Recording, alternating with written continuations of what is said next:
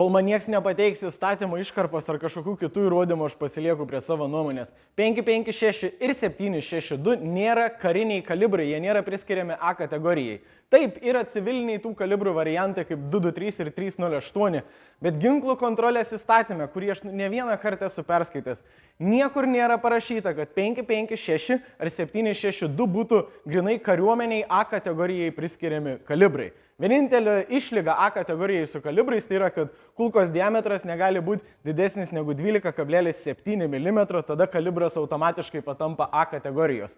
Jūs dar minit vamzdį. Tai jeigu žmogus gali nusipirkti vamzdį ir ginklą 5.56 kalibro, tai jis automatiškai įgyja pirkti teisę ir to kalibro šovinius. Tai jeigu jis su B kategorijos leidimu gali nusipirkti 5.56 ginklą, jis ir šovinius automatiškai gali pradėti pirkti.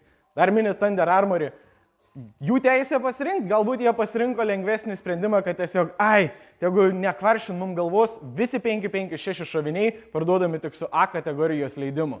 Čia yra jų teisė ir gal jiems taip patogiau, bet tai nėra įstatyms. Ir sakau, ne tai, kad mes pardavinėjom 5.56 ar 7.62, pas mumis yra civiliniai 223 ir pas mumis yra civilinis 308. Mes nenorim parduoti tų kalibrų, bet įstatyms yra įstatyms ir tie kalibrai neapsibrėž kaip A kategorijos kalibrai. Nebent pateikit man įrodymų, tada aš pakeisiu savo nuomonę. Labai daug skirtingų kalibrų rasit Getback'se.